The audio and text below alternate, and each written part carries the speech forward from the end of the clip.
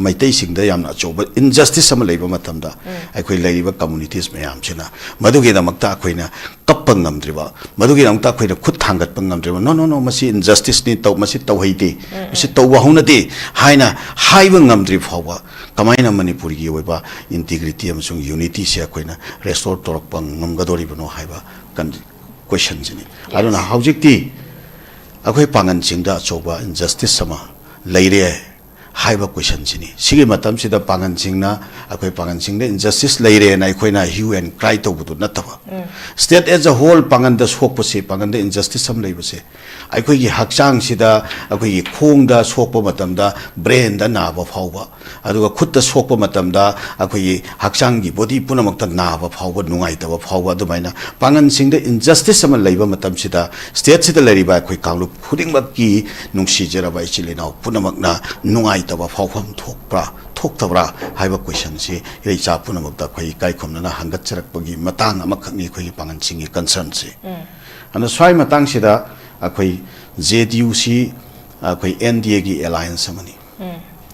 ana JDUC NDA gi alliance amani hauji NPP lokhale NDA gi alliance ta NPF lokhale NDA gi Chief Minister na pressure p bagi mo ta ko center de pi bana hena hoigi thabak se kumang saksin ba yabagi pot am ka oi ba habitare hojik se Chief Minister khala matung da deputy chief ani adu duga minister ani ga lai bani 7 ne hojik lem hauraga lai bise kana kana da piraka doinu habisu khangba ngam da Chief Minister na khanga dori bra khalloi dori bra habisu mo da full power pai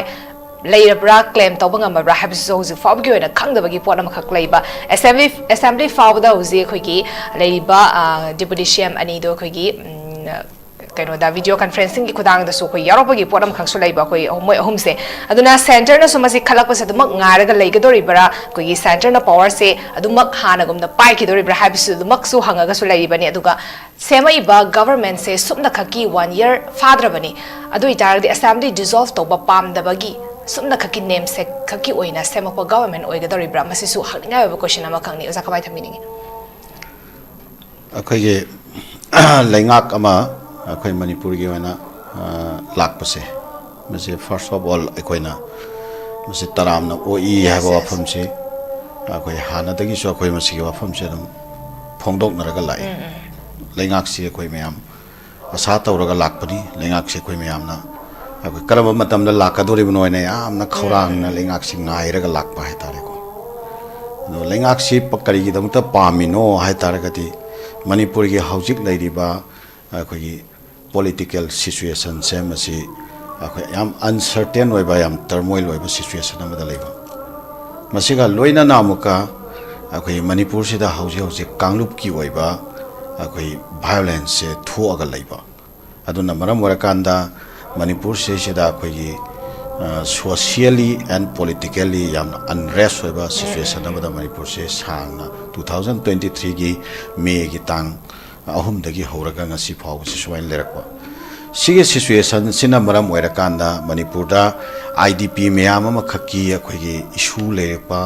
aduga free movement yoiba issue lerakwa ate core issue meyam khak communities meyam gi marakta misunderstanding leihanba trust deficit leihanba akhoi meyam gi oiba collective road map ama khakta collective interest ama khakta thawak tawminaba yaraktaba aduna maruwaina khoigi manipur se sida separatism gi issue se kangkhalakwa masina maram oirakanda akhoigi manipur sire sida hanadagi leijarakpa manipur gi lariba nomenclature do kairak kadra haibagi madu kaihanba pamdaba adumba valley gi people sing haiba tare maruwaina maitei amasung panganna masigi potse yam kanna masigi advocacy si tawraga lakpa sigi manung dagi su akhoigi valley da lariba akhoigi maitei amasung pangan tanatana tongan ba kanglup ki silinaw meyam ama khaksu akhoigi manipur gi integrity gi oiba wafam je sida yamna serious concern oiraga lerakpa haita nakalam romda singda leiba ꯆꯤꯡꯒꯤ ꯏꯆꯤꯜ ꯏꯅꯥꯎ ꯃꯌꯥꯝꯁꯦ ꯃꯁꯤꯅ ꯑꯃꯨꯛ ꯀꯃꯥꯏꯅ ꯇꯧꯏ ꯍꯥꯏꯕ ꯀꯥꯟꯗ ꯅꯥꯒꯥꯒꯤꯁꯨ ꯅꯥꯒꯥꯒꯤ ꯑꯣꯏꯕ ꯃꯇꯝ ꯁꯥꯡꯅ ꯂꯥꯛꯄ ꯃꯥꯒꯤ ꯄꯣꯂꯤꯇꯤꯀꯦꯜ ꯃꯨꯚꯃꯦꯟ ꯑꯃ ꯑꯩꯈꯣꯏꯒꯤ ꯅꯥꯒꯥ ꯑꯩꯈꯣꯏ ꯅꯦꯁꯟ ꯑꯃꯈꯛꯀꯤ ꯄꯣꯂꯤꯇꯤꯀꯦꯜ ꯃꯨꯚꯃꯦꯟꯁꯦ ꯃꯁꯤ ꯋꯥꯔꯤ ꯁꯥꯟꯅꯔꯒ 1997ꯒꯤ ꯑꯥꯒꯁꯀꯤ ꯇꯥꯡ 1ꯗꯒꯤ ꯍꯧꯖꯤꯛ ꯐꯥꯎꯕ ꯋꯥꯔꯤ ꯁꯥꯟꯅꯔꯒ ꯂꯩꯔꯛꯄ ꯁꯤꯒꯤ ꯑꯥꯎꯠꯀꯝ ꯀꯔꯤ ꯑꯣꯏꯔꯛꯀꯗꯣꯔꯤꯕꯅꯣ ꯍꯥꯏꯕꯗꯨꯒꯤ ꯃꯗꯨꯒꯤ ꯏꯝꯄꯦꯛ ꯀꯔꯤ ꯂꯥꯛꯀꯗꯣꯔꯤꯕꯅꯣ ꯍꯥꯏꯕꯗꯨꯒꯤ ꯌꯥꯝ ꯑꯟꯁꯔꯇꯦꯟ ꯑꯣꯏꯕ ꯀꯩꯅꯣ ꯑꯃꯁꯨ ꯐ꯭ꯌꯨꯆꯔ ꯑꯃꯁꯨ ꯃꯌꯥꯝ ꯁꯤꯗꯩꯁꯤꯗ ꯃꯗꯨ ꯀꯩꯅꯣ ꯑꯣꯏꯕ ꯑꯦꯟꯖꯥꯏꯇꯤ ꯑꯣꯏꯕ ꯑꯗꯨꯒ ꯅꯥꯀꯜ ꯑꯃꯔꯣꯝꯗ ꯍꯟꯗꯛꯀꯤ ꯊꯣꯛꯈ꯭ꯔꯤꯕ ꯍꯥꯟꯅꯗꯒꯤꯁꯨ ꯂꯩꯔꯛꯄꯅꯤ ꯑꯩꯈꯣꯏ ꯀꯨꯀꯤ ꯍꯣꯝꯂꯦꯟꯒꯤ ꯑꯣꯏꯕ ꯏꯁꯨꯁꯦ ꯑꯗꯨꯒ ꯍꯟꯗꯛꯀꯤ ꯊꯣꯛꯈ꯭ꯔꯤꯕ ꯏꯔꯥꯡꯁꯤꯒꯤ ꯃꯇꯨꯡꯁꯤꯗꯗꯤ ꯁꯦꯄꯔꯦꯠ ꯑꯦꯗꯃꯤꯅꯤꯁꯇ꯭ꯔꯦꯁꯟ ꯍꯥꯏꯔꯒ ꯀꯨꯀꯤ ꯀꯥꯡꯕꯨꯁꯨ ꯑꯩꯈꯣꯏꯒꯤ ꯆꯞ ꯆꯥꯅ ꯑꯩꯈꯣꯏꯒꯤ ꯁꯤꯈꯥꯡ ꯈꯥꯡꯉꯒ ꯂꯩꯕꯒꯤ ꯄꯣꯖꯤꯁꯟ ꯑꯃ ꯂꯧꯔꯛꯄ ꯁꯤꯅ ꯃꯔꯝ ꯑꯣꯏꯔꯒ ꯃꯅꯤꯄꯨꯔꯒꯤ ꯌꯥꯝ ꯑꯟꯁꯔꯇꯦꯟ ꯑꯣꯏꯕ ꯁꯤꯆꯨꯋꯦꯁꯟꯁꯦ ꯃꯁꯤ ꯂꯩꯔꯛꯄ ꯁꯤꯒꯤ ꯃꯔꯛꯁꯤꯗ ꯂꯥꯛꯀꯗꯧꯔꯤꯕ ꯂꯩꯉꯥꯛꯁꯦ ꯃꯍꯧꯁꯥꯒꯤ ꯂꯩꯉꯥꯛꯀ ꯃꯥꯟꯅꯗꯦꯕ ꯂꯥꯛꯀꯗꯧꯔꯤꯕ ꯂꯩꯉꯥꯛꯁꯦ ꯏꯠꯁ ꯑꯦ ꯒ꯭ꯔꯦꯠ ꯆꯦꯂꯦꯟꯖ ꯃꯥꯅ ꯃꯥꯌꯣꯛꯅꯒꯗꯧꯔꯤꯁꯤ ꯑꯆꯧꯕ ꯁꯃꯁ꯭ꯌꯥ ꯑꯃꯈꯛꯅꯦꯕ ꯀꯝꯃꯨꯅꯤꯇꯤꯁ ꯃꯌꯥꯝꯒꯤ ꯃꯔꯛꯇ ꯂꯩꯔꯤꯕ ꯇ꯭ꯔꯁ ꯗꯤꯐꯤꯖꯤꯠꯁꯦ ꯀꯣꯛꯍꯟꯅꯅꯕꯒꯤ ꯑꯣꯏꯕ ꯑꯆꯧꯕ ꯆꯦꯂꯦꯟꯖ ꯑꯃ ꯃꯉꯣꯟꯗ ꯂꯩ ꯑꯅꯤꯁꯨꯕꯗ ꯍꯧꯖꯤꯛ ꯍꯧꯖꯤꯛ ꯂꯩꯔꯤꯕ ꯚꯥꯏꯑꯣꯂꯦꯟꯁꯁꯦ ꯃꯁꯤꯁꯤ ꯄꯨꯔꯥ ꯃꯄꯨꯡ ꯐꯥꯅ ꯂꯦꯞꯍꯟꯕ ꯑꯃ ꯗꯔꯀꯥꯔ ꯂꯩ ꯑꯍꯨꯝꯁꯨꯕꯗ ꯍꯧꯖꯤꯛ ꯆꯪꯅ ꯊꯣꯛꯅꯕ ꯌꯥꯗꯗꯅ ꯂꯩꯔꯤꯕ IDP ꯃꯌꯥꯝ ꯑꯃ ꯂꯩꯔꯤꯁꯦ ꯃꯁꯤ ꯃꯥꯒꯤ ꯑꯣꯏꯕ ꯃꯁꯥꯒꯤ ꯃꯌꯨꯝꯗ ꯃꯁꯥꯒꯤ ꯃꯔꯝꯗꯝꯗ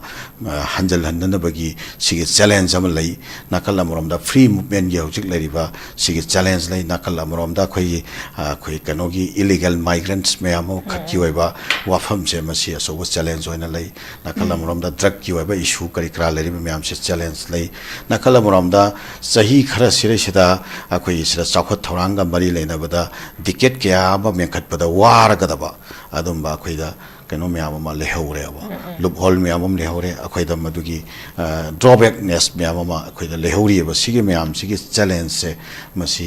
ꯃꯥꯌꯣꯛꯅꯒꯗꯕ ꯑꯗꯨꯒ ꯑꯩꯈꯣꯏꯒꯤ ꯂꯩꯔꯤꯕ ꯃꯤꯌꯥꯝꯁꯦ ꯃꯁꯤ ꯌꯥꯝꯅ ꯃꯕꯨꯛ ꯇꯞꯅ ꯑꯗꯒꯤ ꯌꯥꯝꯅ ꯃꯔꯥ ꯇꯥꯅ ꯍꯥꯏꯇꯥꯔꯦꯀꯣ ꯌꯥꯝꯅ ꯑꯩꯈꯣꯏꯒꯤ ꯂꯩꯔꯤꯕ ꯈꯦꯠꯅꯕ ꯗꯤꯐ꯭ꯔꯦꯟꯁꯦꯁ ꯃꯌꯥꯝꯁꯦ ꯐꯖꯅ ꯑꯩꯈꯣꯏ ꯄꯨꯛꯅꯤꯡ ꯇꯥꯅ ꯍꯥꯏꯇꯥꯔꯦ ꯐꯖꯅ ꯇꯥꯔꯒ ꯐꯖꯅ ꯃꯌꯥꯝꯁꯤ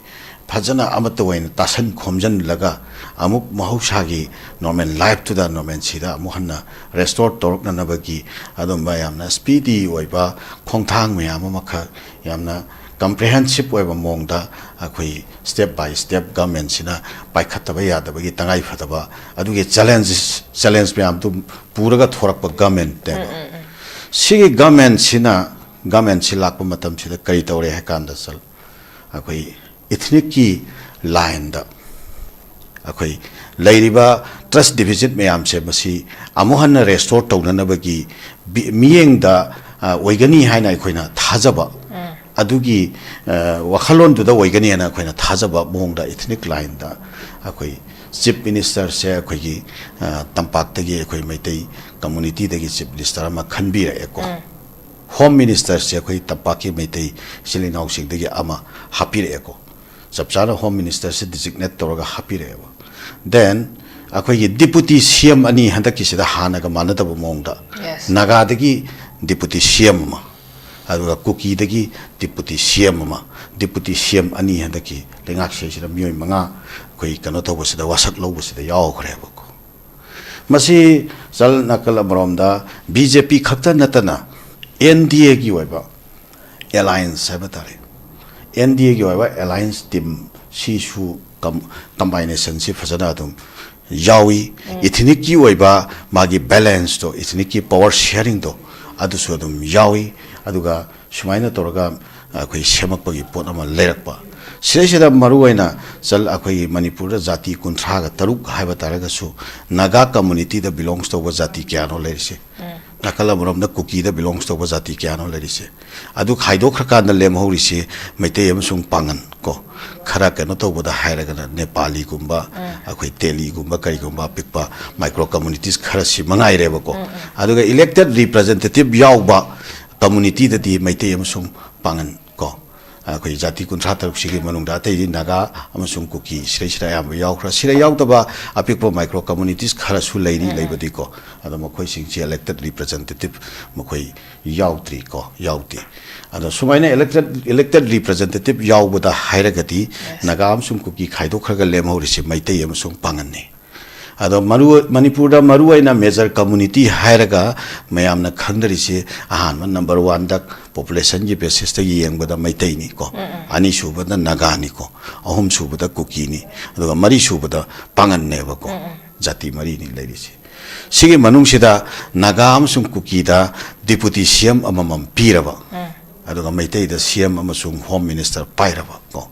sige equation namako Sigi kenoma combination nama semak pa matam sida ngasai cabinet matrix haise sigi pot si semak pa kanse sida akoi gi manipur da akoi pangan haiba jati ama khak sigi left out to base sigi pot si akoi manipur gi haujik lairiba challenges haiba tare akoi mayok nagadori bai na ngasai mang da thabjakriba challenges singche masigi akoi mieng da haiba tare akoi yamna choba hoba ma Laigani haiba adugi observation duni adugi wafam duni aduga nakalla moromda naga amasung kuki da magi waiba deputy cm amamam koi hanagi lengak sida yaumin narakanda pangan si koi cabinet part da state sigi highest decision making body ama waigadoriba cabinet part sida koi mafam ama pidaba taragati pangan sing sigi waiba koi dignity gi identity sigi dignity gi waiba question lama arise tawi haibatu dadi pangan singna maru aina akoi cabinet bat ki demand tawri se mantri post ki namak nati ko cabinet bat ta akoi pida ba haibase akoi dignity yu aiba question arise tawi akoi warep lobagi authority da pangan community as an community ko mase masak khangbi da ba recognition pibi da ba ga chapmana ba natragana isolation to ba ga chapmana ba that kind of system amakak ndaki pot sirishida yaura I haiba pot to dani hojik pangan gi ba cabinet bata ko gi sobi yaufam thoi haiba demand ma tawrisi mase I think mase am genuine noiba economic concern amani da koina sal mamang da su kyak hanna koi manipuri ki integrity amasung unity ga mari leina wafam naina bada koi haina khre akoina karigoma matamda naga isilina usingi right amasung privilege ki tamakta akoina imphal da akoina kappang ngamdri phoba naga singda injustice sama leire haibada akoina madugi damak akoina concern oiba ngamdri phoba natra kuki singda injustice sama leire haiba kan akoina madu concern oiba ngamdri phoba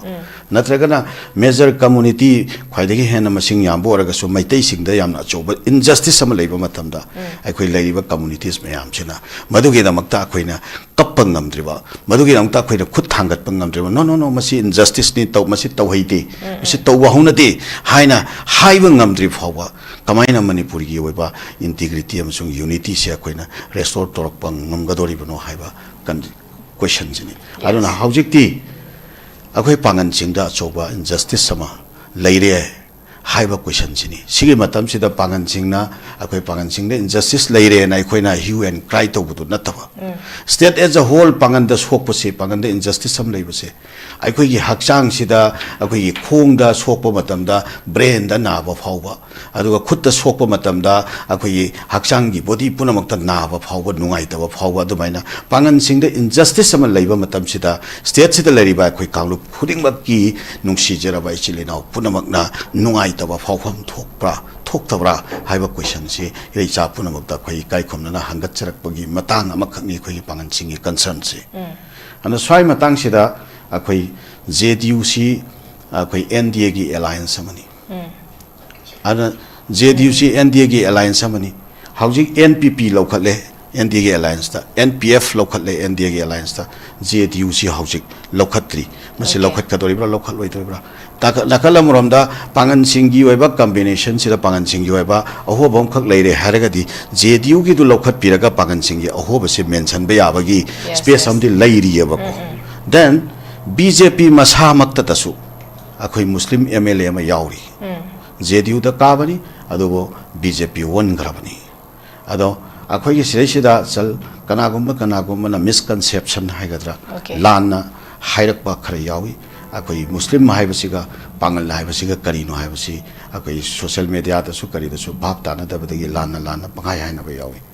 Muslim haibasi karino hakan Islam dharma chatpa masi hanjan sengdokraba potne adubo mayamgi misconception sigi tamak khalaga inga si somuk sengdok sage Muslim haibasi karino haibakanda Islam follow tawriba khudingmak se Muslim ne ba हाइबदी ओडिशा इस्लाम follow तब मीदुसु मुस्लिम नि अदुगा तमिल की अखोगी इस्लाम follow तौरीब Tamil मुस्लिम दो अदुसु मुस्लिम नि अदुगा Indonesia की मुस्लिम सु मुस्लिम नि अदुगा ताजिक की मुस्लिम सु मुस्लिम नि कजाक की मुस्लिम सु मुस्लिम नि चेचेन की मुस्लिम सु मुस्लिम मुस्लिम में सिदी इस्लाम चटपम खैसे मुस्लिम हायर खंगनेबा बट पांगल हायरागदी इथिनिसिटी दुनेबा माई इथनिक दुनेबा अना अखोगी पांगन हाइबा इथनिक कम्युनिटी मणिपुर दगी अखोई ओरिजिन ओइबा मणिपुर दा अखोगी येलो फुरुप अमोइना लेरिबा पांगन हाइबा आइडेंटिटी से मसी अखोई इस्लाम धर्म चटलेबा अदुना पांगन सिसु मुस्लिम अमनेबा तमिल मुस्लिम हाइबा दुमाइना बेंगोली मुस्लिम हाइबा दुमाइना पांगन सु मुस्लिम अमनेबा मुस्लिम हाइबा कांददी मणिपुर दा मुस्लिम एमएलए क्या लई हाइराती मणिपुर मुस्लिम एमएलए अहुम लई हाइगनेबको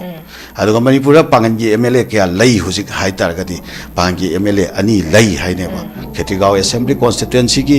रिप्रेजेंट तौबिरिबा अखोई ऑनरेबल एमएलए दुमने अदुगा अखोई लिलोंग असेंबली कॉन्स्टिट्यूएंसी दगी रिप्रेजेंट तौबिरिबा ऑनरेबल एमएलए सिमने अनि सी अखोई पांगन की एमएलए नेबको अदुगा जेबाम असेंबली कॉन्स्टिट्यूएंसी दगी रिप्रेजेंट तौबिरिबा अखोई एमएलए से मागी ममिंग सी असाबुद्दीन कवि महाक बेंगोल मणिपुरी बेंगोली बेंगोली दा करम बेंगोली असमीज बेंगोली अदगी वेस्ट बंगाल की बेंगोली बांग्लादेश की बेंगोली सुमाइना बेंगोली से माई मागी लमदु की बेंगोली नेबको इथिनिक तु बेंगोली हाबी वानी अदुगा बंगाली हाबो वानी अदुगा मागी मणिपुर की बेंगोली नेबको मणिपुर दा खुंदा लेताबा मणिपुर की सिटीजन और बेंगोली नेबा अदुगा मासे मुस्लिम नेबा अनना मणिपुरी बेंगोली मुस्लिम नेबा मासे को अदुगा मुस्लिम हर कांददे मासु यावना एमएलए अहुम अदुगा पांगन की हरगना अनि नेबको सिगे पोचिंग खतंग आई मयामदा कंफ्यूजन खितंग सोशल मीडिया दा कमेंट दा करिदा मामदा लेनबा खर याव एखोगी लोक कनागुम न सो अखोई डिमांड तौदा पांगन की एमएलए अहुम गाइना हाइरक पसु हेक याव एदो अदुगी मिसकंसेप्शन दो क्लियर तौ अनु सिगे कॉम्बिनेशन से चल आइना रोइबदा हाइजनिंग बुदी मसी गवर्नमेंट मैंडेटरी दी नते कॉन्स्टिट्यूशनल राइट नती को तब तब अखोई मसी प्रेसिडेंट ने अदुगा अखोई पॉलिटिकल कल्चर ने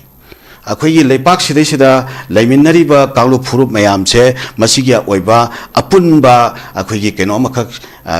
लेबाक ngaklonda अपुनबा अदुगुंबा केनो मखक ममी तहनबदा कांगलु अखोई माइनॉरिटी कांगलु सिंगसे मसीगी सु रिप्रेजेंट तौबा अदुंबा मियोय सिंग अदो मिनिस्टर बाट अमा पीरगा मखोई सु वारेप लौबा मफम से समोई मफम पीबा हाइबसे प्रेसिडेंट ति मसी प्रेसिडेंट से करम मतमदे लाई हा मतमदा अखोई प्री कॉलोनियल इरा दगी अखोई निंथौ पालिंगै मतमदगी लाई देन अखोई कॉलोनियल इरा दा लाई अदई अखोई केनोगी मतमदा लाई भारत दा लैरबा मतुंग दसु मसिगे चटनबी सि लाई अदो हौखेबा मतम खर से मसिगे चटनबी सि खेतंग अखोई एनडीए की अलायंस से मसिगे गवर्नमेंट लाखो मतमदा मसिगे चटनबी सि लेपुरे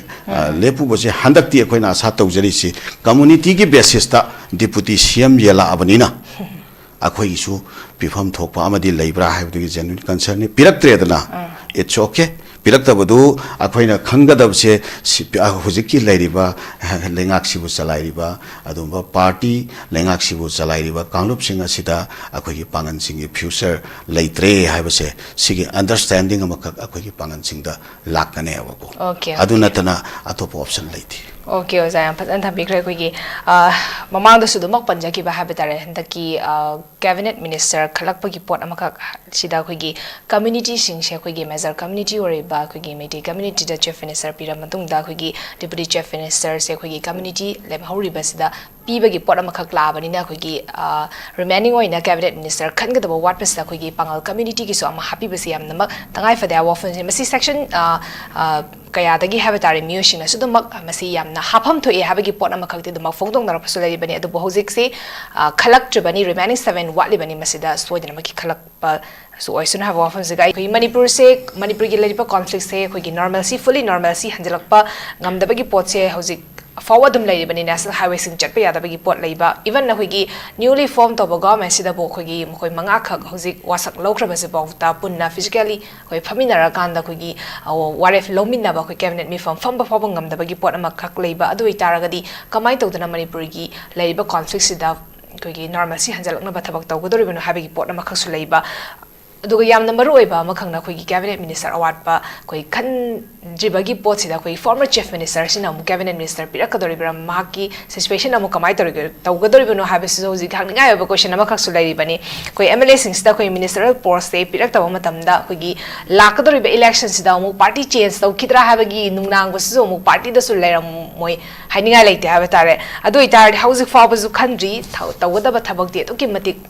ꯋꯥꯠꯂꯤ ꯍꯥꯏꯕ ꯇꯥꯔꯦ ꯑꯩꯈꯣꯏꯒꯤ ꯄ꯭ꯔꯖꯥꯁꯤꯡꯒꯤ ꯑꯦꯛꯁꯄꯦꯛꯇꯦꯁꯟ ꯉꯁꯥꯏ ꯍꯥꯏꯖꯈꯤꯕꯗꯣ ꯄ꯭ꯔꯖꯥꯁꯤꯡꯒꯤ ꯑꯦꯛꯁꯄꯦꯛꯇꯦꯁꯟ ꯑꯗꯨꯛꯀꯤ ꯃꯇꯤꯛ ꯊꯝꯃꯤ ꯍꯥꯏꯕ ꯇꯥꯔꯦ ꯍꯟꯗꯛꯀꯤ ꯁꯦꯝꯃꯛꯏꯕ ꯒꯚꯔꯟꯃꯦꯟꯠꯁꯤꯗ ꯑꯗꯨ ꯑꯣꯏꯇꯥꯔꯗꯤ ꯍꯧꯖꯤꯛ ꯐꯥꯎꯕꯗ ꯂꯩꯔꯤꯕ ꯑꯩꯈꯣꯏ ꯇꯣꯄꯤꯛꯇꯁꯨ ꯅꯝꯖꯕ ꯑꯩꯈꯣꯏ ꯀꯦꯕꯤꯅꯦꯠ ꯃꯦꯇ꯭ꯔꯤꯛꯁ ꯏꯟ ꯗ ꯅ꯭ꯌꯨ ꯒꯚꯔꯟꯃꯦꯟꯠ ꯍꯥꯏꯕ ꯇꯥꯔꯦ ꯍꯧꯖꯤꯛ ꯐꯥꯎꯕ ꯈꯟꯕ ꯉꯝꯗꯦ ꯑꯦꯛꯁꯄꯥꯟ ꯇꯧꯕ ꯉꯝꯗꯦ ꯀꯌꯥꯝ ꯀꯨꯏꯅ ꯂꯩꯒꯗꯧꯔꯤꯕꯅꯣ ꯍꯥꯏꯕꯁꯨ ꯈꯪꯕ ꯉꯝꯗꯕ ꯇꯧꯒꯗꯕ ꯊꯕꯛꯁꯤꯅ ꯑꯁꯨꯛꯀꯤ ꯃꯇꯤꯛ ꯌꯥꯝꯕ ꯀꯔꯝ ꯀꯥꯟꯗ ꯇꯧꯒꯗꯧꯔꯤꯕꯅꯣ ꯃꯇꯝꯗꯤ ꯂꯩꯇ꯭ꯔꯕꯅꯤ ꯑꯣꯖꯥ ꯀꯃꯥꯏꯅ ꯊꯝꯕꯤꯅꯤꯡꯉꯤ ꯂꯣꯏꯁꯤꯜꯂꯛꯄ ꯑꯣꯏꯅ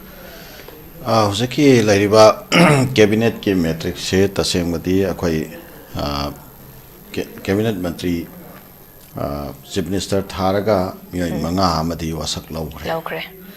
ꯃꯁꯤꯒꯤ ꯃꯅꯨꯡꯗ ꯑꯩꯈꯣꯏꯒꯤ BJP ꯑꯗꯨꯒ NPF NPP ꯑꯩꯈꯣꯏꯒꯤ ꯌꯥꯎꯈ꯭ꯔꯦꯀꯣ NPF ꯇꯒꯤ ꯗꯤꯄꯨꯇꯤ CM ꯑꯣꯏꯅ ꯑꯩꯈꯣꯏ ꯀꯩꯅꯣ ꯌꯥꯎꯈ꯭ꯔꯦ ꯗꯤꯈꯣ ꯌꯥꯎꯈ꯭ꯔꯦ ꯑꯗꯨꯒ ꯀꯩꯅꯣꯗꯒꯤ NPP ꯗꯒꯤ ꯑꯩꯈꯣꯏ ꯋꯥꯡꯒꯣꯏ ꯑꯦꯁꯦꯝꯕ꯭ꯂꯤ ꯀꯣꯟꯁꯇꯤꯇꯨꯌꯦꯟꯁꯤꯒꯤ MLA ꯂꯣꯀꯦꯜ ꯌꯥꯎꯈ꯭ꯔꯦꯀꯣ ꯁꯨꯃꯥꯏꯅ ꯃꯤꯑꯣꯏ 5 ꯂꯩꯈ꯭ꯔꯦ ꯂꯦꯝꯍꯧꯔꯤꯁꯤ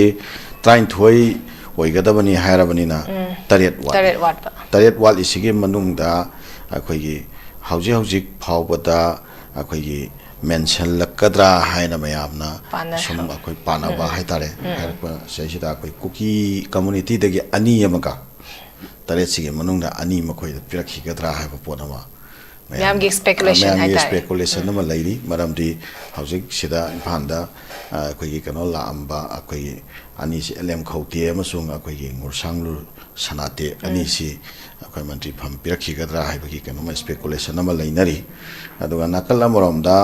ꯑꯩꯈꯣꯏ NPFꯁꯤ ꯑꯩꯈꯣꯏ ꯀꯩꯅꯣ NPPꯗ ꯑꯃꯈꯛ ꯄꯤꯕꯒꯤ ꯀꯩꯅꯣꯁꯤꯗ ꯄꯣꯖꯤꯁꯟꯁꯤꯗ ꯌꯦꯡꯉꯒꯗꯤ ꯀꯣꯂꯤꯁꯟ ꯄꯥꯔꯠꯅꯔꯗ ꯃꯥꯁꯨ NPFꯁꯤ 3 ꯀꯥꯕꯗꯣ 3 ꯀꯥꯕꯁꯤꯒꯤ ꯃꯅꯨꯡꯗ NPFꯁꯤ 3ला ꯑꯗꯨ ꯑꯣꯏꯇꯥꯔꯒꯗꯤ ꯃꯉꯣꯟꯗꯁꯨ 2 ꯄꯤꯐꯝ ꯊꯣꯛꯄ ꯂꯩꯔꯤ ꯑꯗꯨ ꯑꯣꯏꯇꯥꯔꯒꯗꯤ नत्रगा मंगोंदसु अमा नत्रगा NPF की फिल्म दुरे यंगदे अमा पिफम थोई अदो मंगोंदा अनि पिरकद्रा हाइबगी स्पेकुलेशन सु दम याम लैनरी कुकीदा हुम पिरामिना मखोइदा अनि कनोदा अनि भावदि मोइदा सु पिरखिगद्रा न स्पेकुलेशन लैनरी सुमाइन लैमना सिगी मनुंगदा अमुका सीनियर BJP की MLA सिंह लेहौरी सीनियर BJP MLA सिंह मरुआइना विश्वजित लेहौरी राधेश्याम लेहौरी अदगी स्पीकर सेटब्रतसी स्पीकर ओइना दुम लैदोइरा नत्रगना मंत्री ओइना इंडक्ट तोरकदोरिब्रा हाइबगी कनोसु लैरी वाफमसु लैरी अदुगा नाकला बरोमदा अखोय RK इमो अदुगा रामेश्वर रघुमणि अदुगा कराम श्याम अदुगा जॉय किशन रविंद्र अनिको हाइरिबा सिंगसी सिगे मरक सिरगी लेमहौरिबा मिनिस्टर बाट अखोय कनोसे मरी हाइबतारे si khaido khraga ahum amadi nagada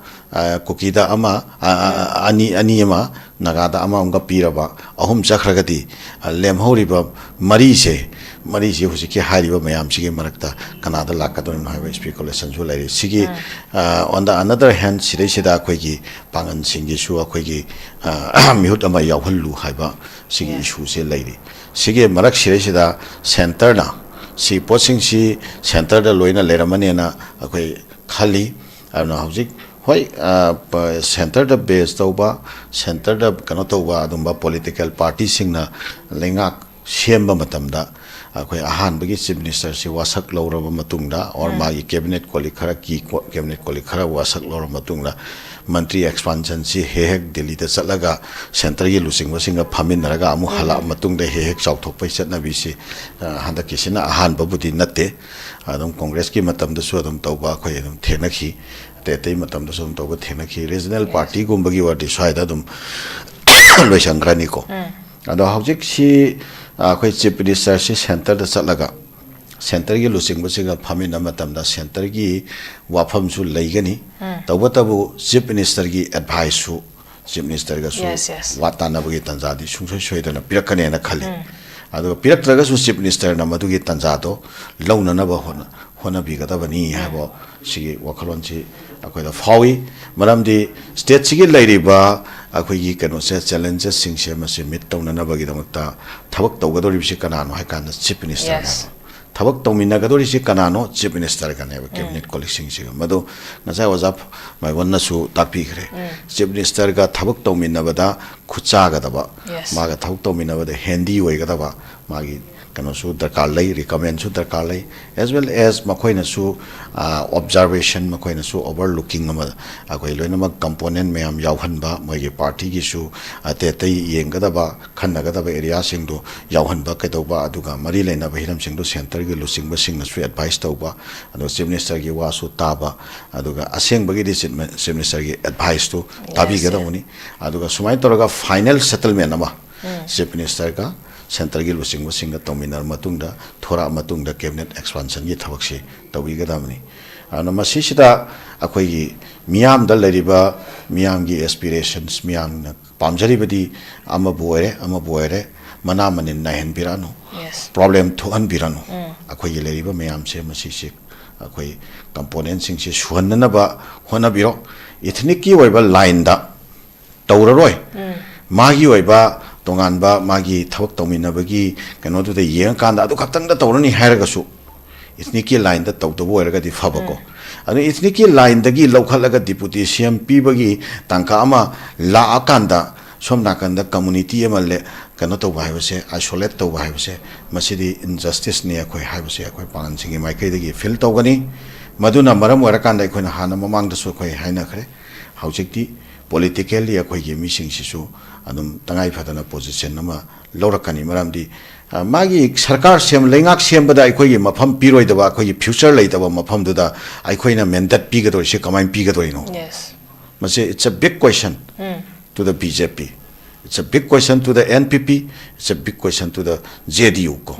hariba singsida akhoi achoba question ama lakani aduna maram orakanda masigi potsisu center na yamna serious waina lorakani ana khali hariba mayam si yenga kanda akhoi center na kamaina firep lorak pa haibdo akhoi yengba tabani aduga akhoina madugi matungina lakadoriba lengak sida akhoi yamna positive oina akhoi mayam se fazana cooperation pira kanda lengak sina su khitang guts laina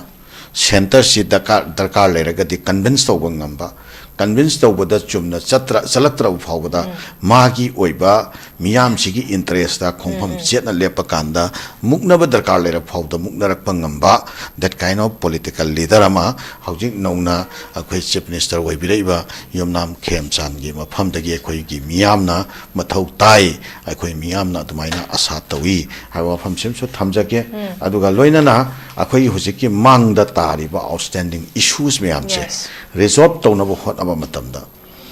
akhoi se chalsim tanga ai last way na supplement tawjake akhoi pangan community as a neutral community as a cementing community in the midst of this ongoing conflict hai tareko akhoi se sida suffer yam tawhrabani akhoi se akhoi waring community nati haiba taragasu akhoi mi kya handaki irang sigi manungda sigre akhoi mi kya akhoi hardship mayokna khre chai kya chagre akhoi mi sing da provocation myamam thokre stereotype myamam thokre that kind of things myamam thokre akhoi mi sing sina singda hauji loina akhoi leribo officers sing employees sing the service story se mayamna khangebani aduga akhoi lifeline sida akhoi tumba chaba khangdana akhoi mi sing se irang sigi marakta service story se khangebani na leipak sida leirabani na leipak sigi awabada akhoi saruk wai nuaibada akhoi nuaigadorini adoi taragati leipak si nena tana khoi leriba kanglu phurup mayam sigi nungsi chanaba ama puraga chaukhatpagi maikaida thabak khara torokna na bohonabada pangan community su maduda thabak taunanabagi mafam pigatabani warep lobada wakhanabada mafam pibigadabani habse it's a genuine question from us also si center na akhoi sungsoi swedna tabi nanabagi damakta state ki leriba political leadership na commitment namaga loinana leiriba challenges singa se resolve taunanabagi wakhalonda lengak sema ibanina thabak taw kadori banina si ahoba simsu mention binaba thabak tawbirak kadra habse akhoi mayam gi expectation ni aduga loinana haujiki siresida akhoi gi economy gi oiba leiriba education gi leiriba ate lack of development gi leiriba issue sing se masisu akhoi hoi khitang yumnam khemchang gi leadership makha la laiba no government china scheme ama ni adege road ki kari gi amagi aragi akhoi gi election panchayat ki election tawna na bai khon effective oiba speedy oiba masu saफ oiba decision kharati adu gesture akhoi gi miyamna uba phangi masi am phai adu aina miyam da su ai masi da appeal tawningi dol gi wanati amagi wanati akhoi di CSO da su leijabani akhoi political bias adu gi wakhalon su akhoi da leijate tawtabo laiba akhoi ana chief minister sida kanagumba na negative oiba wangang ba kedoba amama tawba yawi madu tawhanning de yaragadi it's too early to say anything against the this new chief minister ko sira koi wangang musi kitang phatte akoi myam solidarity pimina se ado waza phomina haibo phom do yam han su endorse tau jake kuki chili naw gi su leibiri ba akoi kano singsi akoi gi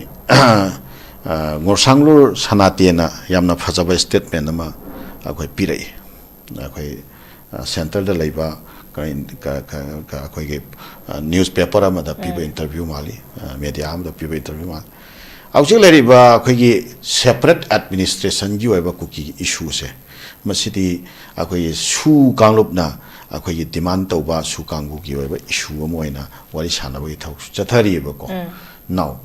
masidi matam khara changgadaba matam sangna changgadaba issue amone hekta thuna loisan ba yaba na te ba ko loisan ba ngam moyeba adi marak treida akoi tongan ba makhal gi akoi dialogue yamom khak darkar leiri ba si resolve tawdri phawba lengak leiroi haiba taragati lengak semba yaroi haiba taragati lamdam sida leiri ba health ki issue kanan to biga dori ba ari lamdam sida leiri education ki issue kanan to biga dori ba lamdam sida leiri ba akoi gi tongan ba akoi gi mioi bane hingba da changba mathau ta ba issues me amama leiri ba masi lengak leitragati kamai to godoi no center da leiba center gi PR government asinati akoi leriba kano miyam se miyam gi popular government yautragati akoi leriba miyam gi awab se kokna nabagi oiba speedy oiba thabak se uraroi haiba madu khangbadagi akoi issue sing do surrender tawbanate akoi lengak sida yaura matung da leriba issue sing se masi akoi fajana wakal taminaraga resolve tawna nabagi lambi da lakna na baina step oiba bain namaga loina tholakpani haiba famse masamna lebak macha taba yamna phaba adum wakhalon amani ano kuki silinau irang akhoi sira pende haidana irang hobiba kuki sinau singsu akhoi na violence ki kari gi ama magi yamna akhoi aggressive oiba adumba movement kari kara tawba khotpa yaragati akhoi yam humble appeal lama akhoi kuki sinau singda su tawjaningi akhoi masi kharas restraint tawsi self restraint tawnasi pen daba kai tawba leragasu madu akhoi lengak sire siram tang chance sama piraga akhoi mayam se fajana akhoi cooperatively collectively akhoi coexistence to leiminna ba akhoi mayam se hingminna ba akhoi lariba issues mayam se resolve tawna ba lengak ta chance samuk tang de PC aduga akhoi mayam khitang akhoi pen de haiba nungai te akhoi yaning de haiba do phongdok piu kaisu kaite tawtabu akhoi yam aggressive oiba yam violent oiba do movement di yaraga de restraint to view haiba se akhoi masi humble appeal ma akhoi kuki sinau sing